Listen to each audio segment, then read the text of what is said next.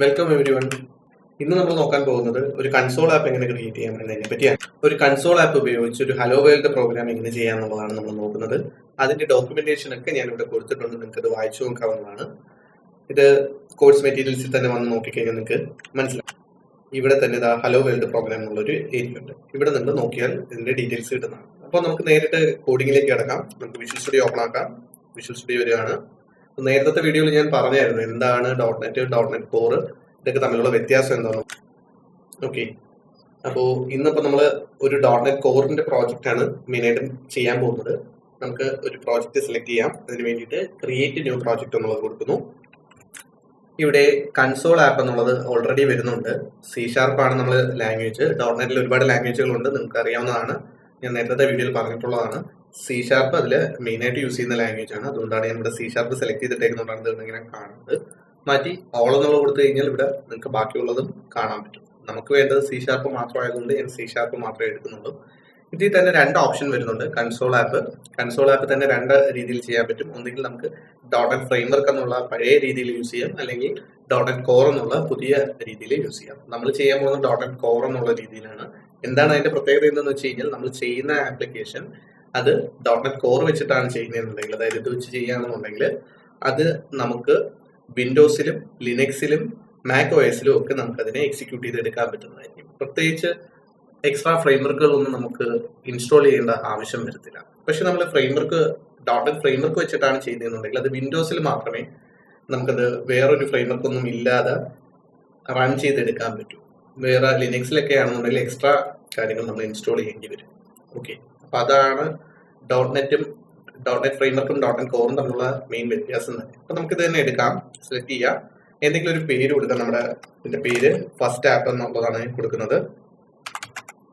First -app എന്നുള്ള രീതിയിൽ കൊടുക്കുകയാണ്. Place solution and project in same directory. ഇത് ടിക്ക് കൊടുക്കുന്നത് എന്താണെന്നുള്ളത് ഞാൻ പറഞ്ഞുതരാം. ഇവിടെ നമുക്ക് ഫ്രെയിംവർക്ക് വരും. ഇതിൽ ഏത് ഫ്രെയിംവർക്കാണ് വേണ്ടതെന്നുള്ളത് സെലക്ട് ചെയ്യാം. നമ്മുടെ കമ്പ്യൂട്ടറിൽ ഒന്നിൽ കൂടുതൽ .NETന്റെ ഫ്രെയിംവർക്കുകൾ ഇൻസ്റ്റാൾ ചെയ്തിട്ടുണ്ടെങ്കിൽ അതെല്ലാം കൂടെ വരും. ഇപ്പൊ എന്റെ കേസിൽ ഞാൻ 2 ഇൻസ്റ്റാൾ ചെയ്തിട്ടുണ്ട്. നിങ്ങളുടെ കേസിൽ ഒരെണ്ണേ വരത്തുള്ളൂ. .NET 7 ആയിരിക്കും.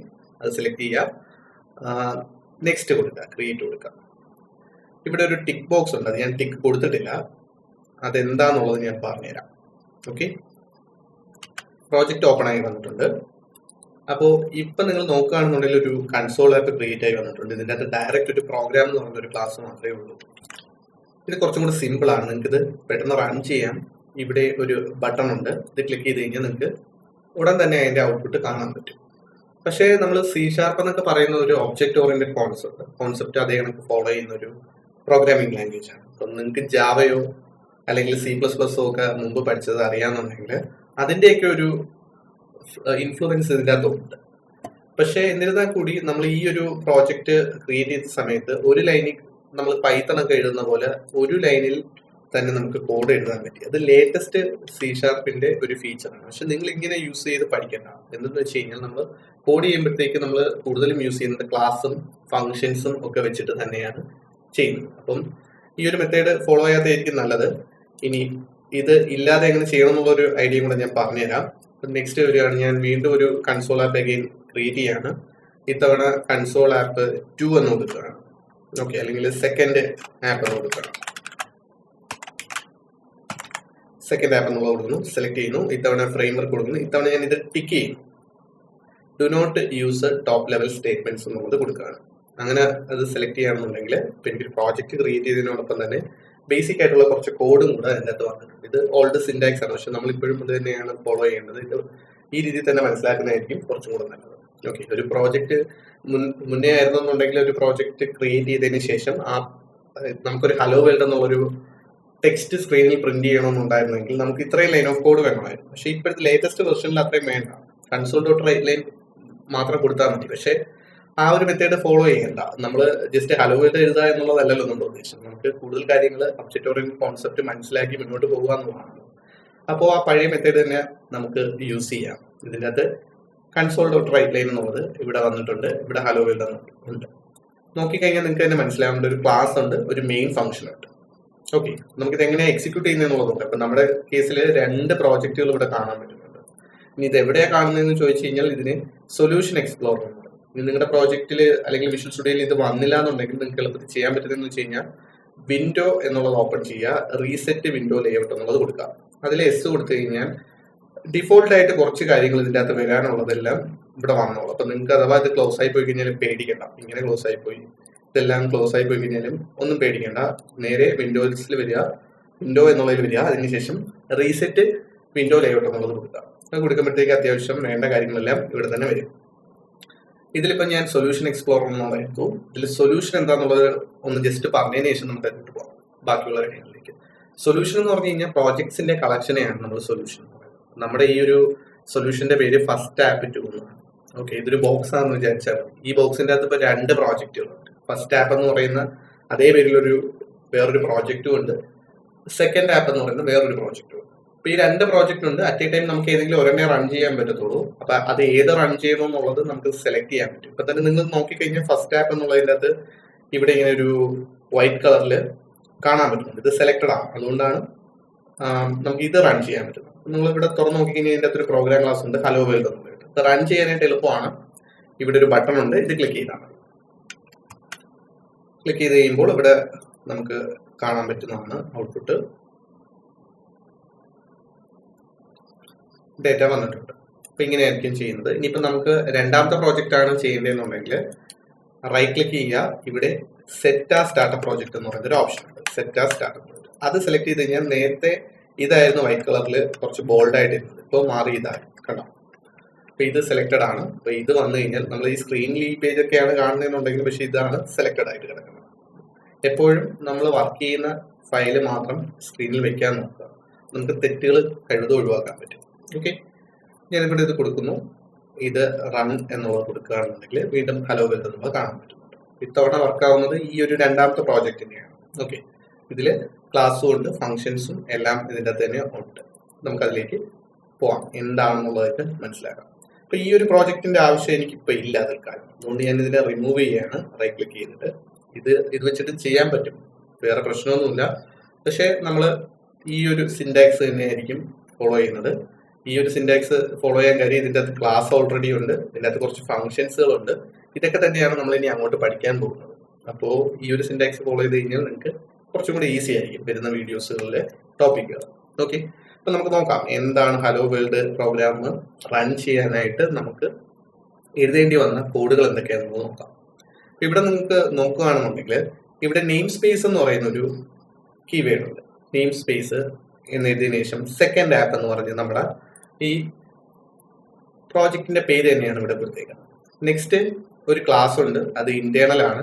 നെക്സ്റ്റ് ഒരു മെയിൻ ഫംഗ്ഷൻ ഉണ്ട്, അതിൻ്റെ അകത്തായിരിക്കും നമ്മൾ കോഡ് എഴുതുന്നത്. ഇപ്പം പ്രധാനമായിട്ടും നമുക്കൊരു മെയിൻ ക്ലാസ്സും വേണം, അത് റൺ ചെയ്യാനായിട്ടൊരു മെയിൻ ഫംഗ്ഷനും വേണം. ഇത് രണ്ടും ഉണ്ടെങ്കിലാണ് ഇത് വർക്ക് ചെയ്യുന്നത്. ഇതില്ലാതെ ഇപ്പോഴത്തെ വെർഷനിൽ വർക്ക് ചെയ്യണം. ഞാൻ ആദ്യം കാണിച്ചത് ഇതൊന്നും ഇല്ലാതെ തന്നെ ജസ്റ്റ് കൺസോളിലോട്ട് റൈറ്റ് ലൈൻ ചെയ്ത് കഴിഞ്ഞാലും വർക്ക് ചെയ്യും. പക്ഷെ അങ്ങനെയല്ല, നമുക്ക് ഈ രീതിയിൽ തന്നെ മനസ്സിലാക്കി പോവേണ്ടതാണ്. ഓക്കെ, അപ്പോ ഇതിനെ നെയിം സ്പേസ് എന്ന് പറയും, ഇതിനെ ക്ലാസ് എന്ന് പറയും, ഇതിന് നമ്മളെ മെയിൻ ഫംഗ്ഷൻ എന്ന് പറയും. നമുക്ക് ഡീറ്റെയിൽ ആയിട്ട് പോകാം. നെയിം സ്പേസ് എന്ന് പറഞ്ഞു കഴിഞ്ഞാൽ പ്രധാനമായിട്ടും ഫോൾഡറുകൾ എന്ന് വേണമെങ്കിൽ പറയാം. അതായത് നമുക്ക് ക്ലാസ്സുകൾ ചേർത്ത് വെക്കുന്ന സ്ഥലങ്ങളെ നമുക്ക് നെയിം സ്പേസ് എന്ന് പറയാം. ഇപ്പം ഞാനൊരു ജസ്റ്റ് ഒരു ക്ലാസ് ക്രിയേറ്റ് ചെയ്യാം, ഒരു ഫോൾഡർ ക്രിയേറ്റ് ചെയ്യാണ്, ഹെൽപ്പർ ക്ലാസ് അല്ലെങ്കിൽ ഹെൽപ്പർ ഫോൾഡർ എന്നുള്ള രീതിയിൽ ഒരു ഫോൾഡർ ക്രിയേറ്റ് ചെയ്യണം. ഈ ഫോൾഡറിൻ്റെ അകത്ത് എനിക്ക് ക്ലാസ്സുകൾ വേണമെങ്കിൽ വീണ്ടും വീണ്ടും ക്ലാസ്സുകൾ ക്രിയേറ്റ് ചെയ്യും. ഇപ്പം ഞാനിപ്പം ക്രിയേറ്റ് ചെയ്യുന്നു കാൽക്ക് എന്ന് പറഞ്ഞിട്ട് ക്രിയേറ്റ് ചെയ്യാം. ചുമ്മാ ഓരോരോ പേരുകൾ കൊടുക്കുന്നതാണ്. ഇതൊന്നും ഞാൻ യൂസ് ചെയ്യാൻ പോകുന്നില്ല, ജസ്റ്റ് പേരുകൾ മാത്രം ക്രിയേറ്റ് ചെയ്തിടുക. ഫോൾഡറുകൾ, അപ്പൊ ഈ ഫോൾഡറിൻ്റെ അകത്തുള്ള ഒരു ക്ലാസ് ആണ് ഈ കാൽക്ക് എന്ന് പറയുന്നത്. അപ്പൊ ഇതിനൊരു നെയിം സ്പേസ് എന്ന് പറയാം. ഹെൽപ്പർ എന്ന് പറയുന്നത് എന്താണ്? നെയിം സ്പേസ് ആണ്. ഓക്കെ, ക്ലാസ്സുകൾ ചേർന്നിരിക്കുന്ന സ്ഥലത്തിനെ നമുക്ക് എന്ത് പറയാം? നെയിം സ്പേസ് എന്ന് പറയാം. നമുക്കൊരു റിയൽ ലൈഫ് എക്സാമ്പിൾ പറയുകയാണെന്നുണ്ടെങ്കിൽ ഒരു വീട് വെക്കുകയാണെന്നുണ്ടെങ്കിൽ അതിന്റെ ഫണ്ടമെന്റൽ ബിൽഡിംഗ് ബ്ലോക്സ് എന്ന് പറയുന്നത് നമ്മൾ ആ ചെറിയ കട്ടകളാണ് അല്ലെ, ആ ബ്രിക്ക് വെച്ചിട്ടാണ് നമ്മൾ വീട് വെക്കുന്നത്. അതുപോലെ നമ്മളൊരു പ്രോജക്റ്റിനെ കൺസിഡർ ചെയ്യുകയാണെന്നുണ്ടെങ്കിൽ ക്ലാസ്സുകളായിരിക്കും ഇതിന്റെ ഫണ്ടമെന്റൽ ബിൽഡിംഗ് ബ്ലോക്സുകൾ എന്ന് പറയുന്നത്. ഓക്കെ, അപ്പം നമ്മൾ വീട് വെക്കുകയാണെന്നുണ്ടെങ്കിൽ എഗെയിൻ ബ്രിക്ക് കണക്ട് ചെയ്ത് നമുക്കൊരു വാള് കിട്ടും അല്ലെ. അതുപോലെയാണ് നെയിം സ്പേസ് എന്ന് വേണമെങ്കിൽ വിചാരിക്കാം. എന്താണ്? ഒന്നിൽ കൂടുതൽ ക്ലാസ്സുകൾ കണക്ട് ചെയ്ത് നമുക്ക് ഓരോ വാളുകൾ അല്ലെങ്കിൽ ഭിത്തി ക്രിയേറ്റ് ചെയ്തെടുക്കുന്നു എന്ന് വിചാരിച്ചാൽ മതി. അതാണ് ഇത്.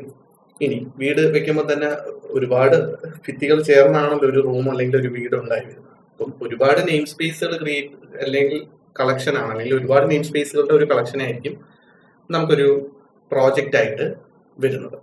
ഓക്കെ, അപ്പോൾ ഇതാണ് ഒരു ബേസിക് കൺസെപ്റ്റ് എന്ന് പറയുന്നത്. നമ്മളെ വീട് ഇതായി. ഇനി സൊല്യൂഷൻ എന്ന് പറഞ്ഞാൽ എന്താ? സൊല്യൂഷൻ എന്ന് പറഞ്ഞു കഴിഞ്ഞാൽ ഒന്നിൽ കൂടുതൽ പ്രോജക്ട്സിന്റെ കളക്ഷൻ. നമ്മൾ വീടിന്റെ എക്സാമ്പിൾ തന്നെ എടുക്കുകയാണെന്നുണ്ടെങ്കിൽ വീടിന്റെ കളക്ഷനുകൾ എന്താ പറയുക, ഇപ്പൊ നമുക്കൊരു കോളനി എന്നോ അല്ലെങ്കിൽ എന്തെങ്കിലും പറയാനോ റെസിഡൻസ് എന്നോ എന്തെങ്കിലും പറയാനോ, അപ്പോൾ അവിടെ ഒന്നിൽ കൂടുതൽ വീടുകൾ കാണും, അതിനെ ചേർത്ത് പറയുന്നതാണ്. അതുപോലെയാണ് നമ്മുടെ ഇതിലെ സൊല്യൂഷൻ. സൊല്യൂഷൻ എന്ന് പറഞ്ഞു കഴിഞ്ഞാൽ പ്രോജക്ട്സിന്റെ കളക്ഷൻ, പ്രോജക്ട്സിന്റെ അകത്ത് നെയിം സ്പേസുകളുണ്ട്. നെയിം സ്പേസ് എന്ന് പറഞ്ഞു കഴിഞ്ഞാൽ ക്ലാസ്സുകളുടെ കളക്ഷൻ. ഓക്കെ, ഇഷ്ടംപോലെ ക്ലാസ്സുകൾ നമുക്ക് ഇവിടെ ക്രിയേറ്റ് ചെയ്തിടാം. ഒരു ഫയലിൽ തന്നെ വേണമെങ്കിൽ വീണ്ടും വീണ്ടും നെയിം സ്പേസുകൾ ക്രിയേറ്റ് ചെയ്യാം. നെയിം സ്പേസ് എന്നുള്ള വേർഡ് യൂസ് ചെയ്താണ്. അതിൻ്റെ അകത്ത് ഇപ്പോൾ എനിക്ക് ടെസ്റ്റ് നെയിം സ്പേസ് എന്ന് വേണമെങ്കിൽ കൊടുക്കാം.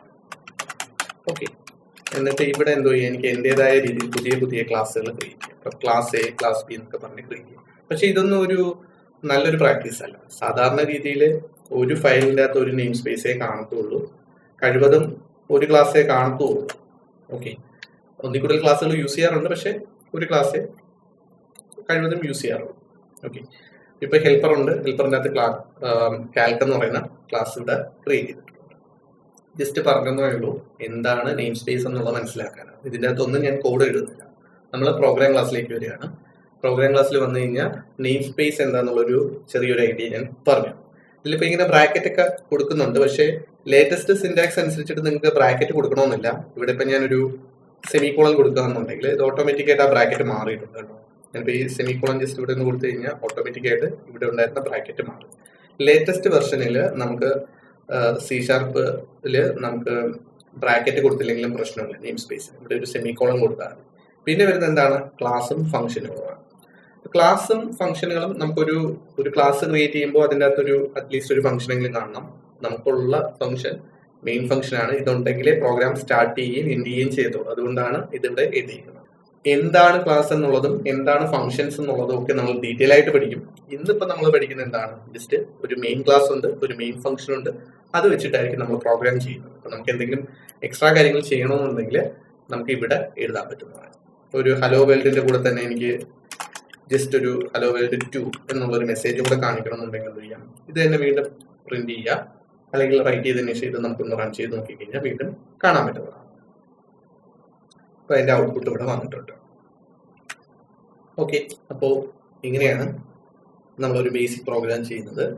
ഇനി ഇതിൻ്റെ അകത്ത് എന്തൊക്കെ കാര്യങ്ങളുണ്ടെന്നുള്ളൊരു ജസ്റ്റ് ഒരു ഐഡിയ തരാം. ഈ ഇന്റേണൽ എന്ന് പറഞ്ഞു കഴിഞ്ഞാൽ നമുക്കൊരു ആക്സസ് മോഡിഫയർ എന്ന് പറയും. നമ്മളൊരു പ്രോഗ്രാം ക്ലാസ് ക്രിയേറ്റ് ചെയ്യാണെന്നുണ്ടെങ്കിൽ നിങ്ങൾക്ക് മുന്നേ C++ ഒക്കെ നിങ്ങൾക്ക് പരിചയം ഉണ്ടെന്നുണ്ടെങ്കിൽ പബ്ലിക്, പ്രൈവറ്റ്, പ്രൊട്ടക്റ്റഡ് എന്നൊക്കെ പറഞ്ഞിട്ട് കുറച്ച് വേർഡുകൾ നമ്മൾ യൂസ് ചെയ്യാറുണ്ട്. ഈ ഒരു ക്ലാസ്സിനെ ഇതിന്റെ വെളിയിലെ ഇതിന്റെ ആക്സസിബിലിറ്റി എങ്ങനെയാണ് എന്നുള്ളത് പറയുന്നതാണ് ഇത്.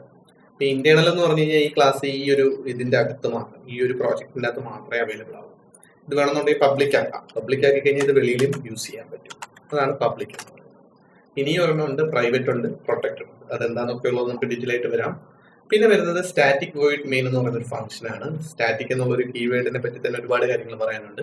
ഇന്നിപ്പോൾ നമ്മൾ അതിലേക്ക് ഡീറ്റെയിൽ ആയിട്ട് പോകുന്നില്ല. മെയിൻ ഫംഗ്ഷൻ എന്നുള്ളത് മാത്രമേ നോക്കുന്നുള്ളൂ. ഇതിൽ ഹലോ വേൾഡ് എന്നുള്ളത് പ്രിന്റ് ചെയ്യാനായിട്ട് നമ്മൾ യൂസ് ചെയ്തിരിക്കുന്ന കമാൻഡ് console.writeline ആണ്. അപ്പോൾ ഇങ്ങനെയായിരിക്കും കാര്യങ്ങളൊക്കെ നമ്മൾ ചെയ്യുന്നത്. അപ്പം ഞാനൊരു ചെറിയൊരു എക്സസൈസ് നിങ്ങൾക്ക് തരാം. നിങ്ങൾ ചെയ്യേണ്ട പ്രോഗ്രാം എന്ന് പറഞ്ഞു കഴിഞ്ഞാൽ ഒരു റെസ്യൂമേ എന്നുള്ള രീതിയിൽ സ്ക്രീനിൽ എന്തെങ്കിലും ഒന്ന് പ്രിന്റ് ചെയ്ത് കാണിക്കുക എന്നുള്ളതാണ്. അപ്പൊ അതിന് മുമ്പ് ഞാൻ 1-2 ഹെൽപ്പിംഗ് ആയിട്ടുള്ള കുറച്ച് കാര്യങ്ങൾ കൂടെ പറഞ്ഞുതരാം. console.writeline അകത്ത് ഹലോ എന്ന് കൊടുത്തു കഴിഞ്ഞാൽ ഹലോ നമ്മുടെ സ്ക്രീനിൽ എഴുതി കാണിക്കും. റൈറ്റ് ലൈനും ഉണ്ട്, റൈറ്റും ഉണ്ട് കേട്ടോ. റൈറ്റ് എന്ന് കൊടുത്തു കഴിഞ്ഞാൽ നിങ്ങൾക്ക് ഹലോ വീണ്ടും ഞാൻ എഴുതി ഇവിടെയും വീണ്ടും വീണ്ടും എഴുതി കഴിഞ്ഞാൽ ഹലോ 2 എന്ന് കൊടുത്തു കഴിഞ്ഞാൽ ഇത് റൺ ചെയ്യുമ്പോഴത്തേക്ക് രണ്ടും ഒരു ലൈനിൽ തന്നെ ആയിരിക്കും വീണ്ടും കാണുന്നത്. നിങ്ങൾ ശ്രദ്ധിച്ചു കഴിഞ്ഞാൽ മനസ്സിലാവും.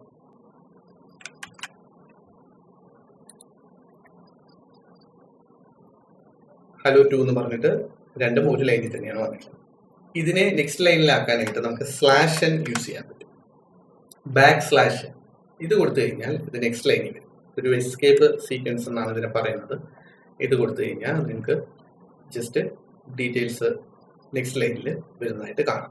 ഇനി ഇതല്ല ഡയറക്റ്റ് നിങ്ങൾക്ക് console.writeline കൊടുത്തു കഴിഞ്ഞാൽ നെക്സ്റ്റ് ലൈനിൽ വരും. എന്നാലും ഞാൻ ഈ /n എന്താണെന്നൊക്കെ ഉള്ളത് പറഞ്ഞുതരാൻ വേണ്ടിയിട്ട് പറഞ്ഞു എന്നുള്ളൂ. അപ്പം സ്ലാഷ് n കൊടുത്തു കഴിഞ്ഞാൽ ഇങ്ങനെ വരും. എനിക്ക് ഇനിയിപ്പം കുറച്ച് സ്പേസ് ഒക്കെ ഇടണമെന്നുണ്ടെങ്കിൽ ഇങ്ങനെ ഒരുപാട് സ്പേസ് അടിച്ചിടുന്നതിന് പകരം /t എന്നൊക്കെ കൊടുത്തു കഴിഞ്ഞാൽ നമുക്ക് ഒരുപാട് സ്പേസ് വരും. ഹലോ ഹായ് എന്നൊക്കെ ഞാൻ ഇവിടെ പ്രിന്റ് ചെയ്യാം. കുറച്ച് സ്പേസ് നമ്മുടെ സ്ക്രീനിൽ വന്നതിന് ശേഷം ആയിരിക്കും സ്ക്രീനിൽ ഈ ഹായ് എന്നുള്ളതും കൂടെ വരുന്നത്. നമ്മുടെ ഹായ് എന്നുള്ളത് നെക്സ്റ്റ് ലൈനിലും വന്നു, പിന്നെ കുറച്ച് കഴിഞ്ഞിട്ട് ഇതിലോട്ടും വന്നിട്ടുണ്ട്. ഈ /n എന്നുള്ളത് ഞാനൊന്ന് ജസ്റ്റ് റിമൂവ് ചെയ്ത് കഴിഞ്ഞാൽ നമുക്കത് ഒരു ലൈനിൽ തന്നെ നിൽക്കും. പിന്നെ എന്തായിരിക്കും, കുറച്ച് സ്പേസ് ഇട്ടതായിരിക്കും ആ വാല്യൂ വരുന്നത്. അപ്പം എന്താ ഹലോ എന്നുള്ളതും ഹായ് ഹലോ 2 എന്നൊക്കെ പറഞ്ഞ് ഡീറ്റെയിൽസ് വരുന്നുണ്ട്. അപ്പം ഞാൻ നിങ്ങൾക്ക് ഒരു എക്സസൈസ് തരാം, അത് നിങ്ങളൊന്ന് ചെയ്ത് നോക്കേണ്ടതാണ്. അതിനുശേഷം ഈ വീഡിയോയിലേക്ക് വീണ്ടും വരേണ്ടതാണ്. ക്വസ്റ്റ്യൻ എന്തെന്ന് വെച്ച് കഴിഞ്ഞാൽ എനിക്ക് സ്ക്രീനിൽ നമ്മുടെ ഔട്ട്പുട്ട് ആയിട്ട് വരേണ്ടത് ഇങ്ങനെ ഒരു രീതിയിലാണ്. റെസ്യൂമേ എന്നുള്ള രീതിയിൽ ഇങ്ങനെ നമ്മൾക്ക് നമ്മുടെ സ്ക്രീനിൽ സെന്ററിൽ ഇങ്ങനെ വരണം. റെസ്യൂമേ എന്ന് എഴുതി കാണിക്കണം. ഇവിടെ ഒരു ലൈൻ വരണം, അത് കഴിഞ്ഞിട്ട് നെയിം എന്ന് പറയണം. ഇവിടെ കുറച്ച് ഡോട്ട് ഇട്ടിരുന്നാൽ മതി, പ്രത്യേകിച്ച് നെയിം ഒന്നും എഴുതി കാണിക്കേണ്ട തൽക്കാലത്തേക്ക്. ഡേറ്റ് ഓഫ് ബർത്ത്, അത് കഴിഞ്ഞതിന് ശേഷം സ്പേസ് ഇതുപോലെ വരണം. അതിൻ്റെ ഔട്ട്പുട്ട് സ്ക്രീനിൽ ഇങ്ങനെ വരണം. ഇത് നിങ്ങൾ ട്രൈ ചെയ്യുക. ഞാനിപ്പോൾ തൽക്കാലം 3 കാര്യങ്ങൾ ഇവിടെ പറയുന്നുള്ളൂ. ഒന്ന്, ഈ 3 കാര്യങ്ങൾ നിങ്ങൾ ചെയ്യുക. ഇത് സ്ക്രീനിൽ ഇതേപോലെ പ്രിന്റ് ചെയ്ത് വരണം. ഇതാണ് നിങ്ങളുടെ വർക്ക്. ഇപ്പം ഈ വീഡിയോ പോസ്റ്റ് ചെയ്ത് വെച്ചിട്ട് നിങ്ങൾ ഇതൊന്ന് ട്രൈ ചെയ്യുക. നിങ്ങൾക്ക് ഹിന്റ് ചെയ്യാൻ തരാം. നിങ്ങൾക്ക് യൂസ് ചെയ്യാൻ പറ്റുന്ന കാര്യങ്ങൾ അല്ലെങ്കിൽ console.write യൂസ് ചെയ്യാം, അല്ലെങ്കിൽ console.write യൂസ് ചെയ്യാം. അതിനുശേഷം /n /t യൂസ് ചെയ്യാം. /n നെക്സ്റ്റ് ലൈനിലേക്ക് പോകാൻ, /t സ്പേസ് ഇടാൻ വേണ്ടിയിട്ടാണ് യൂസ് ചെയ്യുന്നത്. ഒരു /t എന്ന് പറഞ്ഞു കഴിഞ്ഞാൽ 5 സ്പേസ് എന്നാണ്. സ്ക്രീനിൽ എന്ത് വേണമെങ്കിലും എഴുതി കാണിക്കണമെന്നുണ്ടെങ്കിൽ നമുക്ക് console.write write line യൂസ് ചെയ്യാം. അപ്പോൾ ഇത് വെച്ച് നിങ്ങൾക്ക് ഇത് ചെയ്തു നോക്കാവുന്നതാണ്, ഈ ഒരു എക്സസൈസ്. ഓക്കെ, നെക്സ്റ്റ് വീഡിയോയിൽ ഞാൻ ഈ റെസ്യൂം എന്നുള്ളത് പറഞ്ഞു തരുന്നതായിരിക്കും ക്രിയേറ്റ് ചെയ്യുന്നത്. അപ്പോൾ നെക്സ്റ്റ് വീഡിയോയിൽ കാണാം.